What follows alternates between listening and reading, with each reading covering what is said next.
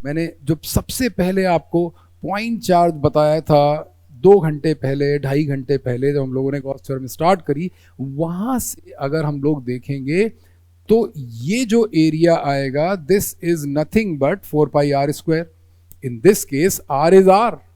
ये आर अब की बार वो आर नहीं है, अब की बार this is unlike the famous quote अब की बार जो आर है, ये R less than capital R है। बहुत ध्यान से देखिए, ये साधारण आर नहीं है।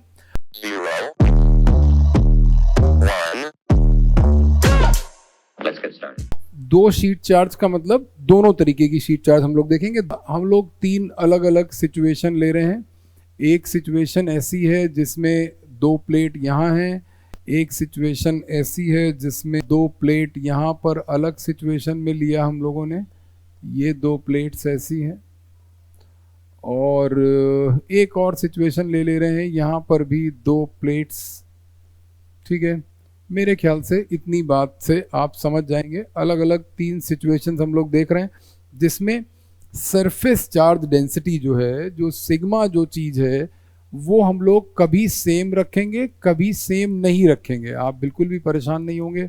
ये पॉजिटिव चार्ज मान लीजिए हम लोगों ने सिग्मा लिया, ये नेगेटिव चार्ज मान लिया हम लोगों ने, इसकी भी सरफेस चार्ज डेंसिटी सिग्मा ले ली।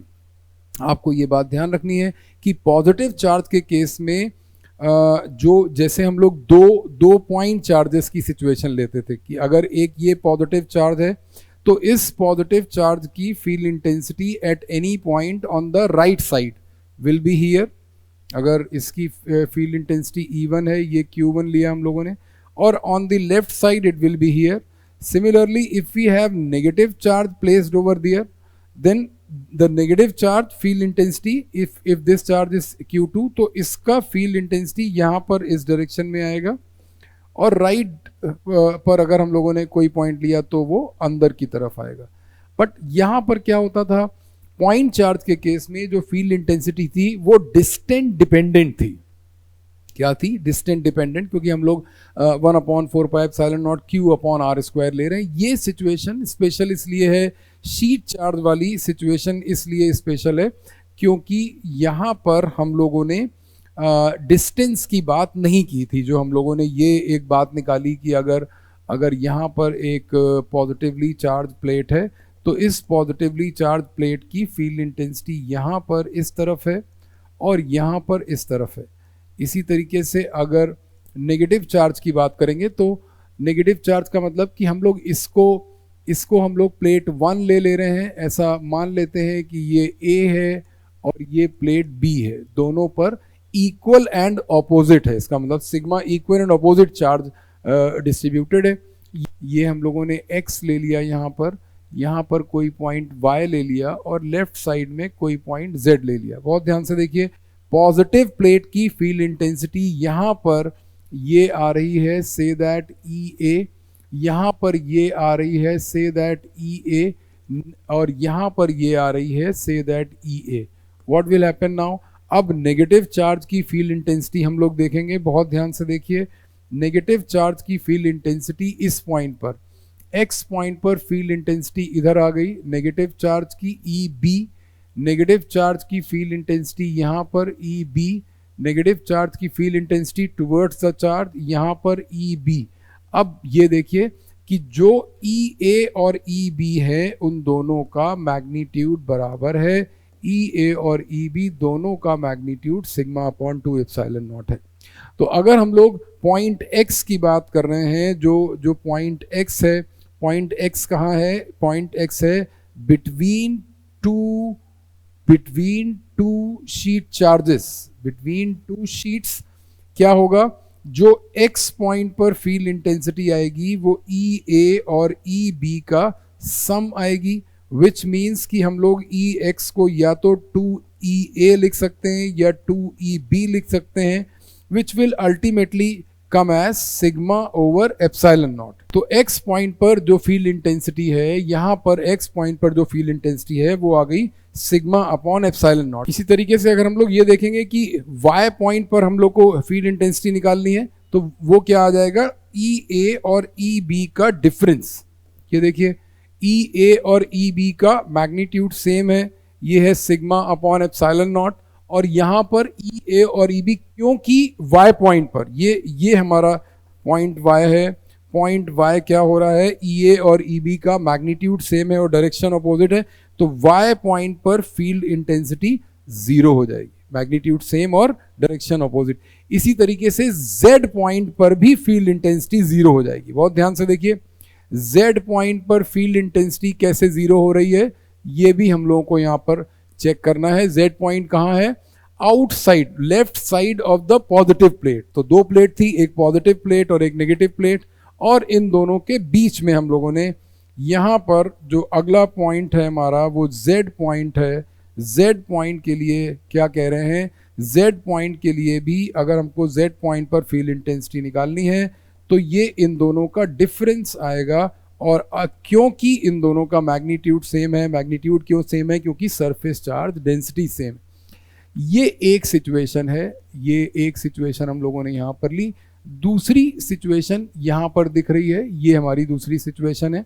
क्या करना है इस सिचुएशन में, इस सिचुएशन में हम लोग कुछ और ले रहे हैं। जैसे मान लेते हैं कि दोनों प्लेट्स पर सेम चार्ज, लाइक चार्ज लिया हम लोगों ने, दोनों प्लेट्स हम लोगों ने पॉजिटिव ले ली, ठीक है। तो अगर ये सिग्मा वन और डायरेक्शन वाइज पहले हम लोग देख लेते हैं, ये लिए ले रहे हैं कि इसकी सरफेस चार्ज डेंसिटी सिग्मा है और इसकी सरफेस चार्ज डेंसिटी सिग्मा 2।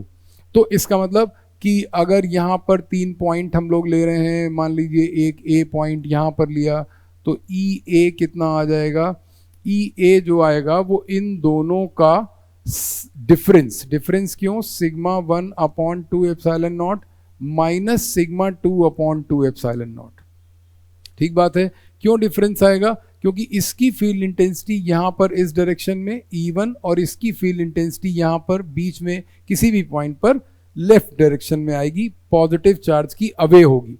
इसी तरीके से अगर हम बाहर कोई पॉइंट लेते हैं तो बाहर क्या होगा कि दोनों ही शीट चार्जेस की फील्ड इंटेंसिटी ऐड हो जाएगी। आप ध्यान से देखिए, इस पॉजिटिव चार्ज की फील्ड इंटेंसिटी यहाँ पर E1 आ गई और इस पॉजिटिव चार्ज की भी फील्ड इंटेंसिटी यहाँ पर E2 आ गई। तो अगर ये हम लोगों ने कोई बी पॉइंट लिया है तो बी पॉइंट पर जो फील्ड इंटेंसिटी आएगी वो sigma 1 upon 2 epsilon not plus sigma 2 upon 2 epsilon not, क्योंकि डायरेक्शन सेम है। 1 अपॉन 2 एप्सिलॉन नॉट कॉमन लेके सिग्मा 1 प्लस सिग्मा 2 कर देंगे। रिमेंबर कि सरफेस चार्ज डेंसिटी का मैग्नीट्यूड भी यहाँ पर विद साइन रखा जाएगा। अगर पॉजिटिव चार्ज है तो प्लस आएगा, नेगेटिव चार्ज है तो माइनस आएगा इन जनरल।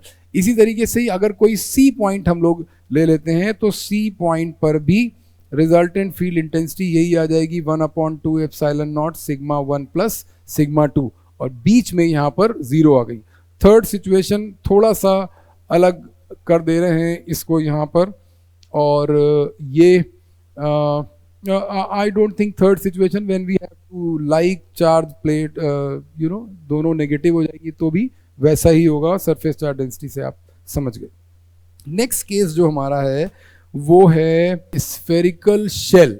अब हम लोग को फील्ड इंटेंसिटी निकालनी है स्फेरिकल शेल की। स्फेरिकल शेल क्या चीज होती है, देखिए समझते हैं क्या है। स्फेरिकल शेल में आपको एक दो बातों का ध्यान रखना है और वो बातें बहुत सिंपल हैं। अगर वो सिंपल बातों पर आप ठीक से कमांड निकाल लेंगे, इसका मतलब कि ये एक स्फेरिकल शेल है। बहुत ध्यान से देखिए, इसका रेडियस हम लोगों ने r लिया है। क्या लिया है, इसका रेडियस r है और इसके ऊपर जो चार्ज हम लोग डिस्ट्रीब्यूट कराने जा रहे हैं उसको ध्यान से देखिए कि जो पॉजिटिव चार्ज इसके ऊपर डिस्ट्रीब्यूट होने जा रहा है, इस चार्ज को बहुत ध्यान से देखिए। अगेन वी आर सेइंग कि the charge distribution over here is uniform. ध्यान रखिए, स्फेरिकल शेल में भी जो सिग्मा होगा वो होगा सरफेस चार्ज डेंसिटी, और जैसा कि आप देख रहे हैं कि charge per unit area constant होने वाला है। इस चार्ज का मैग्नीट्यूड हम लोग कुछ भी ले लें, स्मॉल क्यू कैपिटल क्यू, कोई फर्क नहीं पड़ रहा है। अगर ये टोटल क्यू चार्ज है तो this is going to be 4 pi r square. और इंटरेस्टिंग बात ये मैंने आपको बताया कि सिग्मा कांस्टेंट है और सिग्मा की यूनिट जो है वो फिर से वही कूलम पर मीटर स्क्वायर है। अब हम लोगों को तीन अलग अलग पॉइंट्स पर फील्ड इंटेंसिटी निकालनी है। नॉर्मल सिचुएशन है, spherical shell, charge is distributed over the surface, uniform distribution, इसका मतलब सिग्मा की वैल्यू कांस्टेंट। एक पॉइंट हम लोगों को लेना है, a point outside the shell, a point outside the shell. Outside the shell का मतलब क्या है, जहां तक इसकी रेंज होगी वहां तक की बात हो रही है। ऐसा नहीं होता है कि हम चार्ज शेल के बाहर मान लेते हैं कि यहाँ कहीं कोई पॉइंट हम लोगों ने लिया है और इस पॉइंट की बात कर रहे हैं कि यहाँ से आर डिस्टेंस पर पी पॉइंट हम लोगों ने ये ले लिया। रिमेंबर आर जीरो कहाँ पर है, आर जीरो सेंटर पर है। ये बात मेंशन करना जरूरी है कि R is a variable, R is a variable and R is 0 at center of the cell.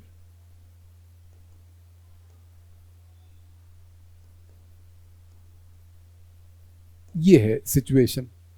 अब क्या करना है, अब वो ये कह रहे हैं कि हमको गॉस थ्योरम नहीं भूलना है। गॉस थ्योरम यहां पर भी एप्लीकेशन है। कैसे, हम लोगों को एक गॉसियन सरफेस बनानी है। This will be a Gaussian surface. ये देखिए आर रेडियस का गॉसियन सरफेस, वही पुरानी कंडीशन जिसमें वो ये कहते हैं कि हमको पी पॉइंट वहीं पर बनाना है। पी पॉइंट कहाँ होना चाहिए, जहां पर एरिया एलिमेंट है, ये हो गया डीएस। और इस पॉजिटिव चार्ज की फील्ड लाइंस भी यहीं से बाहर आ रही थी, तो इसके लिए फिर से थीटा 0 हो गया। हम अपनी फेमस गॉस थ्योरम यहां पर फिर से अप्लाई करने जा रहे हैं। बहुत ध्यान से देखिए, E dot D S 1/ε0 times Q. क्या हुआ यहाँ पर कि ये जो ई डी एस था इसको हम लोगों ने ओपन किया, ये कॉस 0 आ गया 1/ε0 टाइम्स क्यू। ई को हम लोगों ने फिर से बाहर ले लिया। डी एस को जब इंटीग्रेट किया तो ध्यान रखिए फिर से जो मैंने स्माइलीज बताई थी कि यहाँ पर जो क्लोज इंटीग्रल आएगा, this close integral will be the Gaussian surface. ये वाली सरफेस, इस सरफेस का साइज कैसे डिसाइड होता है, इस सरफेस का साइज डिसाइड होता है इस बात से कि हमको किस पॉइंट पर फील्ड निकालनी है। अगर ये पी पॉइंट पास होगा तो गॉसियन सरफेस का साइज छोटा हो जाएगा, अगर पी पॉइंट दूर होगा तो गॉसियन सरफेस का साइज बड़ा हो जाएगा। ये यहाँ पर 4πr²। बस इतना ध्यान रखना है कि इस सिचुएशन में जब हम ये कह रहे हैं तो small r is greater then r। Small r variable हम लोग ले रहे हैं और उसको हम लोगों ने आउटसाइड द शेल ले जाने की कोशिश की। ये वाला जो एक्सप्रेशन आ रहा है, ये वाला एक्सप्रेशन आ जाएगा यहाँ से, वैसा ही एक्सप्रेशन है 1/4πε0 q/r²। ये जो एक्सप्रेशन है इसको स्पेसिफिकेशंस देना बहुत जरूरी। क्या स्पेसिफिकेशन है, स्पेसिफिकेशन ये है कि this is the field intensity. बहुत ध्यान से देखिए, this is the field intensity at a point, बहुत ध्यान से देखिए, eight a point outside the charged spherical shell, field intensity at a point outside the charged spherical shell। अब ये कह रहे हैं कि चार्ज्ड स्फेरिकल शेल की जो फील्ड इंटेंसिटी आ रही है उसकी भी प्रोपोर्शनैलिटी वैसी ही आ रही है जैसी फील्ड की प्रोपोर्शनैलिटी पॉइंट चार्ज की थी। इस बात का क्या मतलब है, इस बात का मतलब बहुत सिंपल है कि जो यहां से फील्ड लाइंस निकल रही हैं वो ऐसी फील्ड लाइंस, बहुत ध्यान से देखिए, ये फील्ड लाइन। अभी हम लोग ये बात यहां पर जस्टिफाई करेंगे कि ये फील्ड लाइंस इसके अंदर क्यों नहीं होंगी। ये it is a separate article, ये कि ये फील्ड लाइन यहां से बाहर निकलेंगी, इसके अंदर नहीं होगा। और क्योंकि फील्ड लाइन क्या है, पिक्टोरियल एविडेंस, तो पिक्चर में अगर हम लोग ये दिखा रहे हैं कि स्फेरिकल शेल के अंदर फील्ड लाइन नहीं है, इसका मतलब कि स्फेरिकल शेल के अंदर फील्ड इंटेंसिटी भी नहीं है। बिल्कुल ध्यान से देखिए, हम लोग ये निकालेंगे कि स्फेरिकल शेल के सरफेस पर फील्ड इंटेंसिटी कितनी आएगी।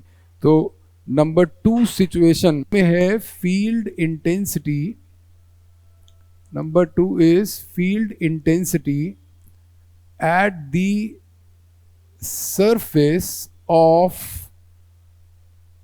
Shell.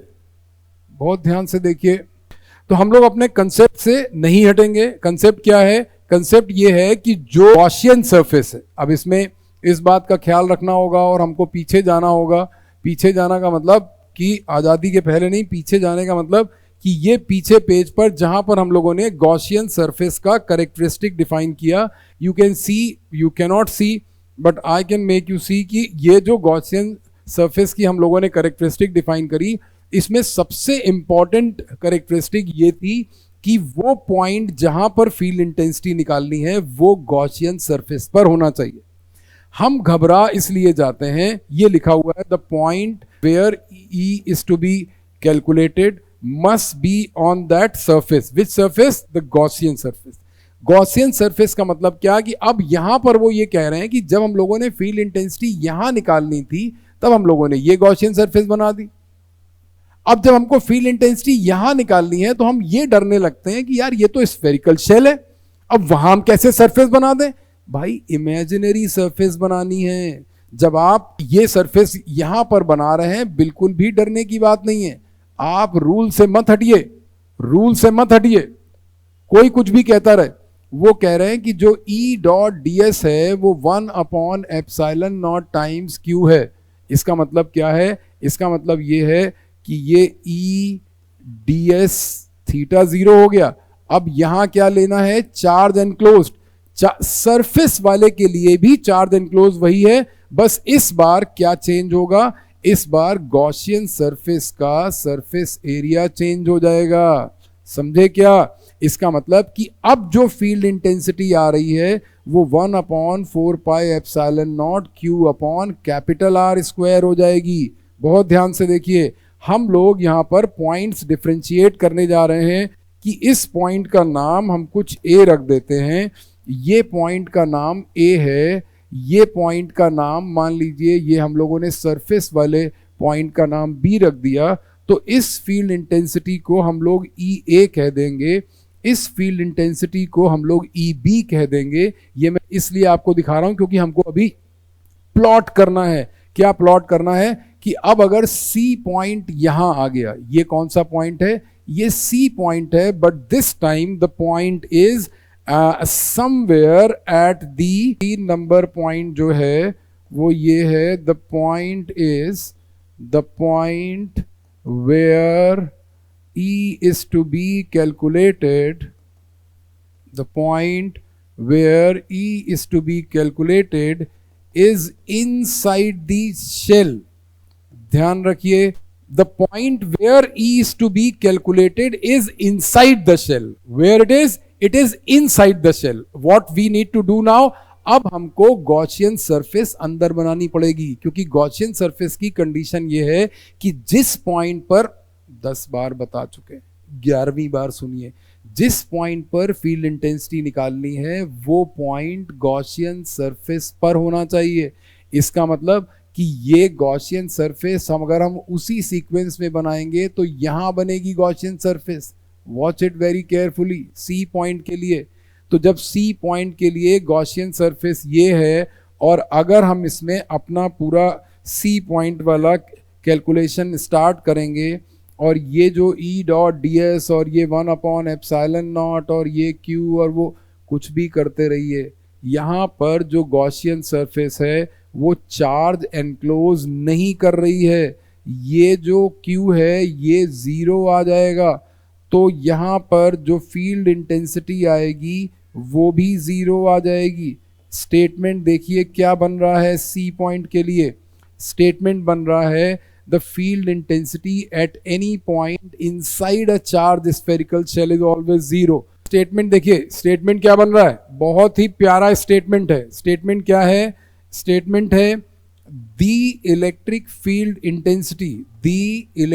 field intensity at any point, बहुत ध्यान से देखिए, at any point inside, at any point inside a charged spherical shell, inside a charged spherical shell is always zero. At any point inside the field intensity is zero including center. अब वो क्या कहते हैं, अब वो ये कहते हैं कि क्या आप एक चार्ज्ड स्फेरिकल शेल के लिए फील्ड इंटेंसिटी का ग्राफ बनाएंगे? क्यों नहीं बनाएंगे भाई? ग्राफ बनाने के अलावा हमारा काम ही क्या है? हमारा तो काम ही ग्राफ बनाना है। देखिए कैसे ग्राफ बनाते हैं। वो ये कह रहे हैं कि अगर हम लोगों को शेप दिखाना है, एक यहाँ पर हम लोगों ने कोई चार्ज्ड स्फेरिकल शेल ले लिया आर रेडियस का, फिर हम लोगों ने रूलर ले लिया, रूलर लेके क्या दिखाना चाहते हैं, आइए देखिए क्या दिखाना चाह रहे हैं। वो ये दिखाना चाह रहे हैं कि जो यहाँ से पॉजिटिव चार्ज हम लोगों ने इसके ऊपर डिस्ट्रीब्यूट किया था शेल के ऊपर, ये पॉजिटिव चार्ज है। बहुत ही ध्यान से देखिएगा क्योंकि ग्राफ अभी आगे चल के हम लोगों को पोटेंशियल का भी ग्राफ बनाना है और उस पर बहुत सारे क्वेश्चन पूछे जाते हैं, हर एग्जाम में पूछे जाते हैं। आप ये मत सोचिए कि अब ग्राफ बनाने का अगर आपको ये डेरिवेशन नहीं, डेरिवेशन एक चीज़ है, क्वेश्चन दूसरी चीज़ है। अभी क्या है कि ये रेडियस आर है, ये जो इसका रेडियस है, तो यहाँ पर हम एक डॉटेड लाइन बनाते हैं और ये बोलते हैं कि इस एक्सिस पर जो हम लोगों ने आर लिया और इस एक्सिस पर जो हम लोगों ने ई लिया, उसमें क्या अंतर होने वाला है? उसमें ये अंतर होने वाला है कि हमको ये दिखाना पड़ेगा कि भाई ये जो पॉइंट है जहाँ पर आर की वैल्यू आर है, ये वो पॉइंट है जहाँ पर आर की वैल्यू 0 है। इस पॉइंट के आगे वो सारे पॉइंट्स हैं जहाँ आर की वैल्यू ग्रेटर देन आर है। इसका मतलब the field intensity for the points outside the shell, आपने देखा कि अंदर फील्ड इंटेंसिटी 0 आ रही है, अंदर 0, ये है 0। 0 का मतलब कि जो E0 वाली लाइन है वहां पर हम लोगों ने इसको ये बना दिया। लेकिन बी पॉइंट पर फील्ड इंटेंसिटी 0 नहीं है, बी पॉइंट पर फील्ड इंटेंसिटी ये है। तो हम लोगों ने बी पॉइंट की फील्ड इंटेंसिटी यहां से ये वैल्यू ले ली कि ये जो फील्ड इंटेंसिटी है, मैक्सिमम फील्ड इंटेंसिटी, ये बी पॉइंट पर है। इसका मतलब सरफेस पर। बी क्या है? ई बी क्या चीज है? E B is electric field intensity at a point on the surface of charge shell. बहुत ध्यान से देखिए, surface of charge spherical shell. अब इसके बाद क्या? इसके बाद है ये वाली कहानी। कहाँ गया? ये है हमारा ई ए। ई ए क्या था? ये ई ए था। ई ए की प्रोपोर्शनैलिटी हम लोग यहां से देख रहे हैं। ई ए की जो प्रोपोर्शनैलिटी है वो आर के साथ इन्वर्स स्क्वायर लॉ है। इन्वर्स स्क्वायर लॉ का मतलब कि यहां से ये वाली लाइन अंदर ऐसे निकल के जाएगी और फिर इसके पैरेलल हो जाएगी। हम यहाँ लिख देते हैं कि ये जो प्रोपोर्शनैलिटी हमने दिखाने की कोशिश की है, ये इन्वर्स स्क्वायर। मैक्सिमम फील्ड कहाँ है? सरफेस पर। सरफेस चार्ज स्फेरिकल शेल के अंदर 0, सरफेस पे मैक्सिमम, और बाहर जाने पर डिक्रीज करेगी। एक बात यहाँ पर ये हमको याद रखनी होती है कि अगर कोई ऐसा स्ट्रक्चर हमारे पास आता है जिसको ये लोग कह रहे हैं कि सॉलिड स्फीयर। सॉलिड स्फीयर का मतलब क्या होता है कि जब स्फेरिकल शेल है तो उसमें चार्ज डिस्ट्रीब्यूटेड है केवल सरफेस पर। अब हमारे पास सॉलिड स्फीयर है। सॉलिड स्फीयर में क्या होगा कि चार्ज डिस्ट्रीब्यूटेड होगा विद इन द वॉल्यूम। इसका मतलब कि सॉलिड स्फीयर क्या कर रहा है कि उसमें पूरा अंदर चार्ज है। अंदर चार्ज का मतलब कि विद इन द वॉल्यूम। तो जैसे हम लोगों ने लीनियर चार्ज डेंसिटी करी, हम लोगों ने सरफेस चार्ज डेंसिटी के 2 केसेस किए, शीट चार्ज और स्फेरिकल शेल के हम लोगों ने किए सरफेस चार्ज के। अब हम लोग वॉल्यूम चार्ज डेंसिटी से डील करेंगे और देखते हैं कि वॉल्यूम चार्ज डेंसिटी का मतलब क्या होता है। ध्यान से देखिए, अगर इस पूरे स्फीयर के अंदर भी चार्ज है तो हम लोग कैसे वॉल्यूम चार्ज डेंसिटी डिफाइन करेंगे? जैसे लीनियर चार्ज डेंसिटी में हम लोगों ने क्या किया? Charge per unit length. Surface charge density में हम लोगों ने क्या किया? Charge per unit area. तो वॉल्यूम चार्ज डेंसिटी में क्या होगा? Charge per unit volume. और ऐसी सिचुएशन में मैं थोड़ा सा डेंसिटी बढ़ाने की कोशिश कर रहा हूँ, वॉल्यूम चार्ज डेंसिटी की, जिससे आप आगे का आर्टिकल ठीक से समझ पाए। कोई बात नहीं। तो यहाँ पर इसका हम लोगों ने रेडियस फिर से वही ले लिया कि इसका रेडियस जो है वो कैपिटल आर है, और यहाँ पर जो टर्म है वो है वॉल्यूम चार्ज डेंसिटी। सिंबल बहुत मैटर नहीं करता, लेकिन ये मैटर करता है कि आप ये रियलाइज करें कि इस सिचुएशन में चार्ज कहाँ है। ठीक है, चार्ज जो है वो वॉल्यूम चार्ज डेंसिटी का सिग्मा है, और अगर टोटल चार्ज Q है तो it is going to be 4/3 pi R cube, जो अभी तक वही है। कानून बदल गए, कंट्रीज का साइज बदल गया, पर स्फीयर का रेडियस अभी वही का वही है, 4/3 पाई आर क्यूब। तो हम लोगों ने ये वॉल्यूम चार्ज डेंसिटी यहाँ पर डिफाइन किया। तो इसका जो यूनिट आएगा वो लिखना जरूरी है। इसका यूनिट आएगा कूलम पर मीटर क्यूब। मीटर का एक एक डायमेंशन बढ़ता जा रहा है। लीनियर चार्ज डेंसिटी में कूलम पर मीटर, सरफेस चार्ज डेंसिटी में कूलम पर मीटर स्क्वायर, और वॉल्यूम चार्ज डेंसिटी में ये। फिर से हम लोग यहाँ पर आ गए अपने उसी पुराने लेकिन घिसे पिटे नहीं, बहुत ही ब्राइट कंसेप्ट है जिसको हम लोग कहते हैं गॉस थ्योरम। पुराने कंसेप्ट पर कि अगर हमको फील्ड इंटेंसिटी निकालनी है किसी पॉइंट पर जो कि बाहर है, बाहर कहाँ है? स्फीयर के बाहर है, सॉलिड स्फीयर के बाहर है। ये सॉलिड स्फीयर है, हम लोगों ने लिखा नहीं है कहीं सॉलिड स्फीयर। मैं यहाँ पर लिख दे रहा हूँ कि ये है सॉलिड स्फीयर, ये है चार्ज्ड सॉलिड स्फीयर। बहुत ध्यान से देखिए, पी पॉइंट पर हम लोग फील्ड इंटेंसिटी निकालने जा रहे हैं। क्या करना होगा?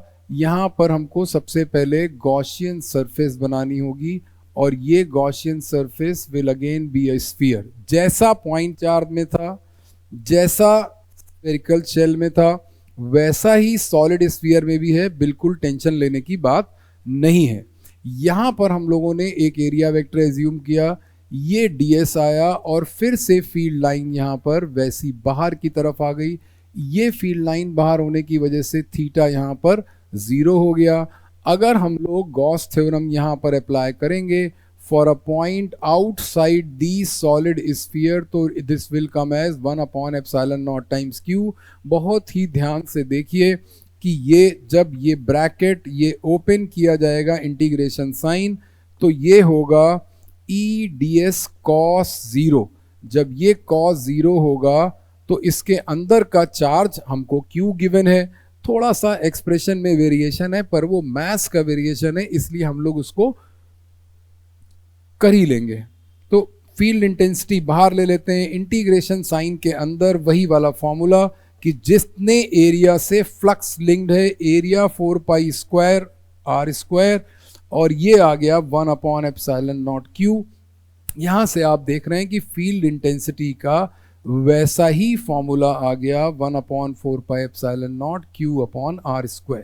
ठीक है, बहुत बार ऐसा होता है कि फॉर्मूला सेम होता है, पर ये जरूरी नहीं है कि सेम दिखने वाले लोग, सेम ऑफिस में काम करने वाले लोग, सेम प्रोफेशन में काम करने वाले लोगों का बेसिक भी सेम हो, ऐसा जरूरी नहीं है। आप ये बात समझ रहे हैं यहाँ पर कि जो फील्ड लाइंस यहाँ पर निकल रही हैं वो भी वैसी ही फील्ड लाइन है जैसी स्फेरिकल शेल की थी या जैसी सिंगल पॉइंट चार्ज की थी। ये अभी हमको, जैसे वहाँ पर हम लोगों ने चेक किया, आपने ये देखा कि स्फेरिकल शेल के केस में हम लोगों ने अंदर फील्ड लाइन नहीं बनाई।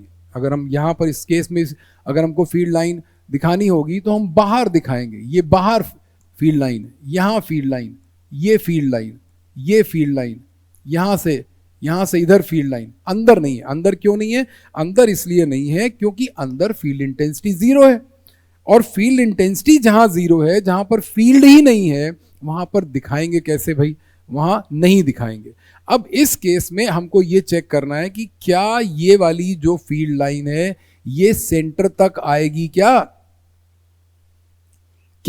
ये फील्ड लाइंस स्फीयर के अंदर होंगी, ये हमको चेक करना है। तो अभी एक यहाँ पर मैथमेटिकल वेरिएशन है, उसको आप 2 मिनट के लिए देख लेंगे तो अच्छा हो जाएगा आपके लिए, क्योंकि प्रॉब्लम्स जो आती हैं वो फॉर्मूला के शेप में आती है। वो ये आपसे एक्सपेक्ट करते हैं कि आप फॉर्मूला भी याद रखिए, ठीक है।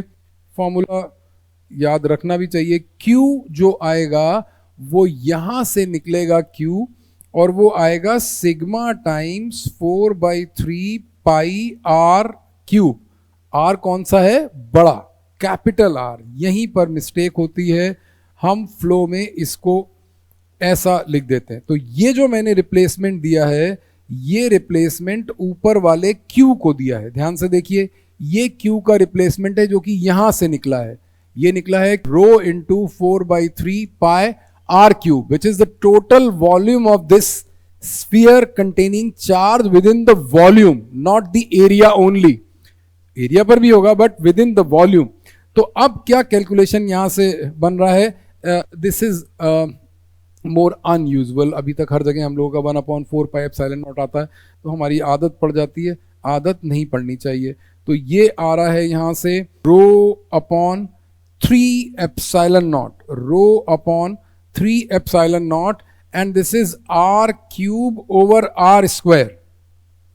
अ बिट अनयूजुअल अगर हम लोग ये देख रहे हैं तो ये आ रहा है, E का फॉर्मूला आ रहा है रो R square upon 3 epsilon not 1/R square. Proportionality नहीं चेंज हो रही है, ये पूरी चीज यहां पर इस कांस्टेंट का फॉर्म बदल गया।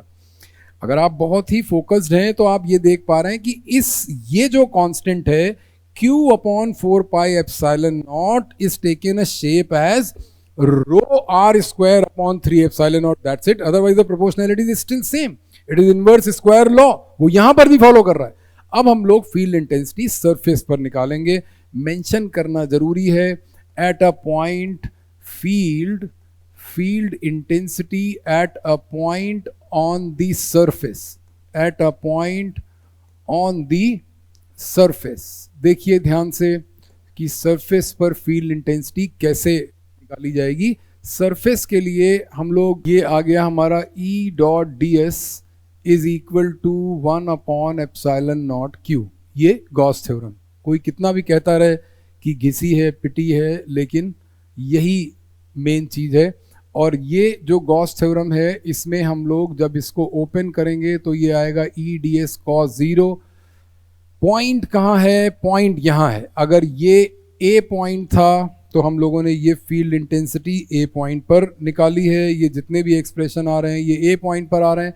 अब हम लोग B पॉइंट पर आ गए हैं, तो हमारी अपनी गॉसियन सरफेस फिर यहाँ पर आ गई और वो सरफेस पर आ गई। सरफेस का मतलब कि अब गॉसियन सरफेस का रेडियस भी, अब गॉसियन सरफेस का रेडियस भी वही होगा, क्या?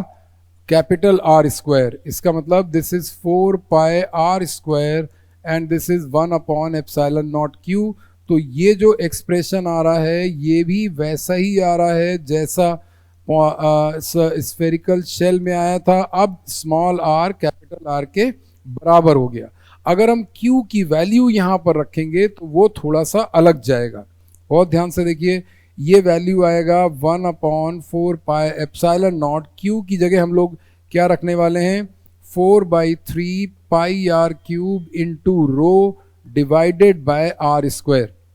तो ये 4 पाई से 4 पाई कैंसिल हो गया, इस बार R से ये R कैंसिल हो गया, और जो ये फील्ड इंटेंसिटी आ रही है rho upon 3 epsilon not R, यहां पर ये R क्यूब होगा, यहां पर ये R cube upon R square है, R ऊपर आ रहा है और ये directly proportional to R। This must be a constant, this is rho R divided by 3 epsilon naught, this is the field intensity at point B। बिल्कुल भी डरेंगे नहीं, और अगर डरेंगे भी तो कहते ये रहेंगे कि डर नहीं रहे हैं, ठीक है। तो अब हम लोग C पॉइंट पर आ रहे हैं, जो कि इसका सबसे इंटरेस्टिंग पॉइंट है। ध्यान से देखिए कि C पॉइंट कहाँ है? C पॉइंट आ गया अंदर, ये है C पॉइंट। तो अब हमारी गॉसियन सरफेस ये है। अब जो सिचुएशन है वो ये है कि field at point C, what is C? C क्या चीज है? सी पॉइंट ये है कि जो सेंटर से उसका डिस्टेंस है, इसका मतलब OC is R and R is less then R। Capital R is what? Radius of the sphere. तो हमारा अब इससे ये पता चलता है कि the point P, the point C is inside the solid sphere. ये बात देखिए, इनसाइड द सॉलिड स्फीयर, ये इसके अंदर आ गया। अब क्या होने वाला है? अब ये होने वाला है कि जब हम इस स्टेप में आ जाएंगे कि E बाहर है, DS यहाँ है और Q यहाँ है, ये हमारा की, मैंने जो सबसे पहले आपको पॉइंट चार्ज बताया था 2 घंटे पहले, 2.5 घंटे पहले जब हम लोगों ने गॉस थ्योरम स्टार्ट करी, वहाँ से अगर हम लोग देखेंगे तो ये जो एरिया आएगा, this is nothing but 4 pi R square. In this case R is R। ये R अब की बार वो R नहीं है, अब की बार this is unlike the famous quote, अब की बार जो R है ये R less than capital R है। बहुत ध्यान से देखिए, ये साधारण R नहीं है। और जब हम कैपिटल R की बात करेंगे तो कैपिटल R तो यहां पर आएगा भाई। Q जो है वो total charge enclose, no, this time we will not take total charge. This time we will take charge only within this volume. Watch it very carefully. This is the newness of the situation. यहीं पर mistake होती है कि क्योंकि आप flow में आ रहे हैं, यहां भी आपने Q को रिप्लेस किया कैपिटल R से, आपने यहां भी Q को रिप्लेस किया कैपिटल R से, तो हमारी आदत पड़ जाती है राम राम कहने की बिना अर्थ समझे। तो ये जो 4/3 पाई R क्यूब है, ये यहां पर नहीं होगा, बल्कि यहां पर क्या होगा? Small r। क्यों स्मॉल r होगा? इसलिए स्मॉल r होगा क्योंकि इतना वॉल्यूम तो केवल स्मॉल r है भाई। जब हम स्मॉल r के अंदर की बात कर रहे हैं तब तो स्मॉल r लेंगे।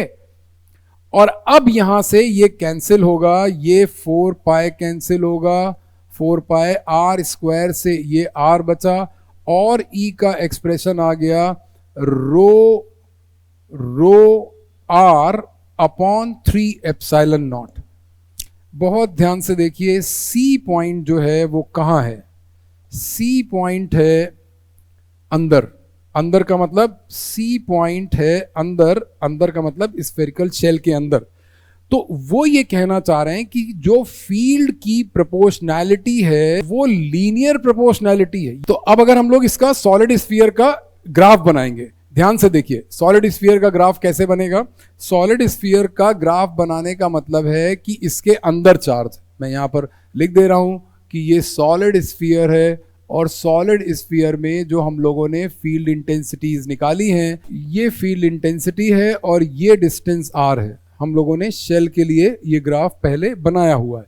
यहाँ पर अंतर क्या है? यहाँ पर अंतर ये है कि ये सॉलिड स्फीयर है, सॉलिड स्फीयर के अंदर पूरा चार्ज है। अंदर पूरा चार्ज का मतलब क्या है कि ये पूरा चार्ज यहाँ पर है, और ये जो चार्ज यहाँ पर आएगा, ये चार्ज कैसे काम करेगा? ध्यान से देखिए, हम लोगों ने ये बात कही कि जो इसके अंदर फील्ड है, अंदर का मतलब कि अगर ये पॉइंट O है, ये पॉइंट C है, ये पॉइंट B है, तो इसका मतलब वो कह रहे हैं कि R की वैल्यू 0 कहाँ है? R की वैल्यू 0 है सेंटर पे। और फिर जब हम सरफेस पर पहुंचे, अभी मैं आपको सारी वैल्यूज दिखा रहा हूं। वैल्यूज ये आ रही हैं कि जो सरफेस पर वैल्यू है, B पॉइंट कहाँ है? सरफेस पर। ये देखिए ध्यान से, ये आ रहा है रो R अपॉन 3 एप्सिलॉन नॉट। जब हम लोग सरफेस के अंदर आ गए तो ये आ रहा है रो R upon 3 epsilon not, but now the R is variable one, not the constant one. और जब हम बाहर हैं तो ये आ रहा है रो R cube upon R square. ध्यान से देख लीजिए, मैं ये पूरा यहाँ पर A, B और C पॉइंट, अगर ये बाहर कोई पॉइंट है तो इसके लिए लिख दे रहा हूं। ध्यान से देखिए, OC is R. Number 1 situation when OC is R and provided that R is less than capital R, इसका मतलब the point C is within the solid sphere. तो इसमें सी पॉइंट पर जो फील्ड इंटेंसिटी आई वो आई rho upon 3 epsilon naught times R. ध्यान से सुनिए, ये फील्ड इंटेंसिटी है सी पर, इसका मतलब इसी फॉर्मूला से अगर हम लोग ओ पर फील्ड इंटेंसिटी निकालेंगे तो वो जीरो आ जाएगी। क्यों जीरो आ जाएगी? क्योंकि ओ पॉइंट के लिए आर जीरो है, ये सेंटर पर फील्ड इंटेंसिटी है, ये है field intensity at centre of a solid sphere. ध्यान से समझिए, बी पॉइंट पर जब हम लोगों ने फील्ड इंटेंसिटी निकाली, ओ बी डिस्टेंस जो है जब वो आर है तो इसका मतलब R is equal to R है, और बी पॉइंट पर फील्ड इंटेंसिटी है rho R upon 3 epsilon naught. तीसरी सिचुएशन ये है जब हम लोगों ने ओ सी निकाला and R is greater than R, तब सी पॉइंट पर वैल्यू आ रही है rho upon 3 epsilon naught R cube upon R square. इसका मतलब क्या होगा? जब हम लोगों ने शेल की फील्ड इंटेंसिटी निकाली थी तो भी हम लोगों ने ऐसा ही वेरिएशन शो किया था जैसा अब हम शो करने जा रहे हैं। बस अंतर इतना है कि यहां पर ओ से बी जाने में जो फील्ड इंटेंसिटी है, ये वाला जो फॉर्मूला है, ये लीनियर वेरिएशन है। लीनियर वेरिएशन का मतलब कि सेंटर पर जीरो और ये फील्ड इंटेंसिटी सरफेस पर जाने में बढ़ेगी, सरफेस पर जाके मैक्सिमम हो जाएगी। ये पॉइंट बी है, यहां से ये फील्ड इंटेंसिटी फिर से आर स्क्वायर की प्रोपोर्शनैलिटी से डिक्रीज करेगी जैसे जैसे हम इस सॉलिड स्फीयर से। तो अब देखिए यहां पर फील्ड लाइंस अंदर भी होंगी, जब हम लोग इसकी फील्ड लाइन बनाएंगे तब अंदर ही बनाएंगे, स्फीयर में नहीं बनाया था। ग्राफ ध्यान से देखिए, जो हम लोगों ने स्फेरिकल शेल का ग्राफ बनाया था वो ऐसा बनाया था, ये देखिए ध्यान से, स्फेरिकल शेल का ग्राफ ये है। हम लोग इसमें भी सिग्मा को रिप्लेस कर सकते हैं। जो हमारा ई है, जो मान लीजिए कि ये हमारा बी पॉइंट पर जो फील्ड इंटेंसिटी आ रही है, अगर हम लोग इसमें क्यू को रिप्लेस कर दें, क्यू क्या चीज है? क्यू है charge on the spherical shell. अगर हम क्यू की जगह sigma into 4 pi capital R square लिख दें तो ये देखिए आर स्क्वायर यहां से कैंसिल हो गया। बी पॉइंट कहाँ है? सरफेस पर। 4 पाई आर स्क्वायर, फील्ड इंटेंसिटी क्या आ गई? Sigma upon epsilon not. ये देखिए, ये बहुत इंपॉर्टेंट फॉर्मूला है। ये फॉर्मूला कहाँ आया था? ये आया था दो शीट चार्ज के बीच में। यहां पर कहाँ आया है? यहां पर ये फॉर्मूला आ रहा है field intensity at the surface, field intensity at the surface of a charge spherical shell. बहुत ध्यान से देखिए, ये अगर हम Q को और जगह भी रिप्लेस कर सकते हैं। जब हम लोगों का ये C पॉइंट बाहर था या A पॉइंट पर अगर हम लोग को निकालना है तो A पॉइंट पर भी हम लोग रिप्लेस कर सकते हैं। C पर 0 आ रहा है, B पर ये आ गया, और इस Q को, ये जो Q है, इस Q को हम लोग सिग्मा टाइम्स, Q क्या होगा? Q होगा sigma times 4 pi capital R square. Q constant रहता है यहाँ पर। और जो हम लोगों ने स्फेरिकल शेल का किया है, स्फेरिकल शेल के केस में ये ग्राफ है कि ये लीनियर प्रोपोर्शनैलिटी से इंक्रीज कर रही है फील्ड इंटेंसिटी सेंटर से जाने पर।